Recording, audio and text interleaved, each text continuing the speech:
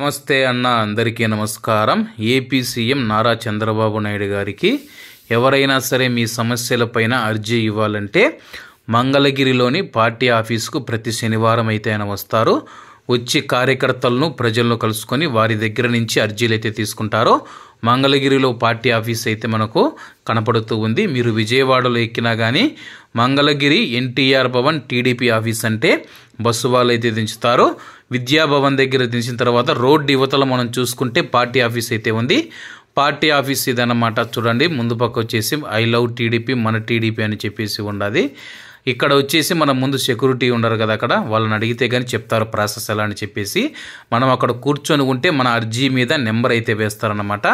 ముందు నెంబర్ వేసేసి మనకు భోజనం టోకన్లు కూడా ఇచ్చి భోజనం కూడా పెడతారనమాట.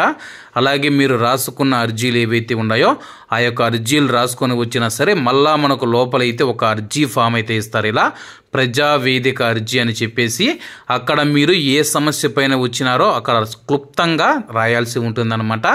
రాసిన తర్వాత చంద్రబాబు నాయుడు గారు వస్తారు. ఆయనకు కానీ మనం ఇస్తే కానీ మన యొక్క సమస్య పైన ఆయన అర్జీ తీసుకొని ఆ యొక్క సమస్యను పరిష్కరిస్తారు.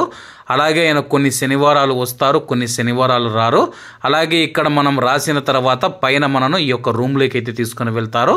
రూమ్లోకి తీసుకొని వెళ్ళి ఇక్కడైతే అర్జీలు మనం ఇస్తూ ఉంటే అక్కడ ఎవరైతే అందుబాటులో ఉంటారో వాళ్ళైతే స్వీకరిస్తారన్నమాట. కాబట్టి మేము వెళ్ళిన రోజు సీఎం సార్ అయితే రాలేదు, మళ్ళీ మేము వెళ్తాము. ఈసారి సీఎం సార్ వస్తే కానీ తప్పకుండా మీకైతే తెలుపుతాను. Okay friends, bye bye.